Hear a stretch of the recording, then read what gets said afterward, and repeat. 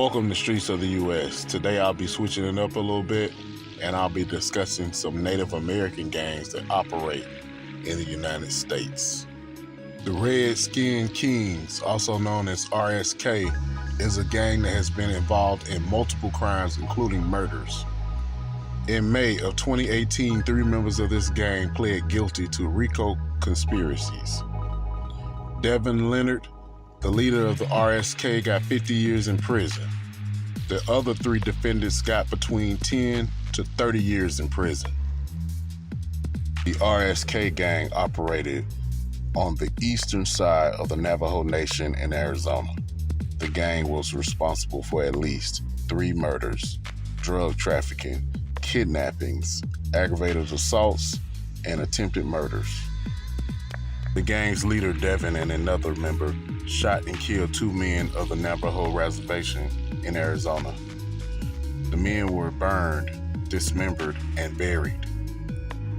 In December of 2014, Devin and another member named Kyle Gray murdered another victim after a drug deal gone wrong. That victim was done the same way as the first victim. What made this gang different is the fact that females could hold leadership positions just like the men. Lucille Leonard was in charge of the RSK's drug operation and was responsible for collecting debts for the gang.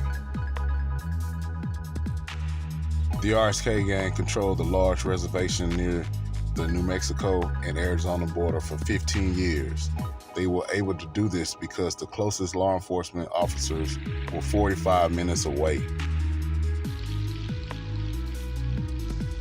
The Native Mob is another Native gang that is involved in multiple crimes. In 2014, Wackinyan MacArthur, the leader of the Native Mob, was sentenced to 43 years in prison.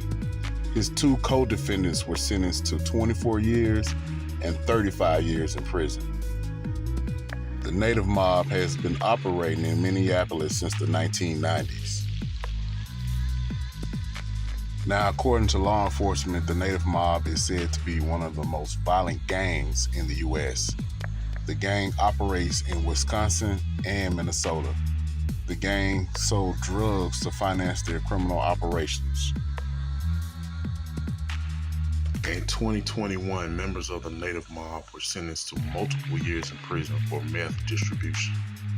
Between December of 2015 and January of 2019, Robin Lazur and Willard Reed moved multiple pounds of meth through northern Minnesota. For more crime stories, check out Streets of the U.S.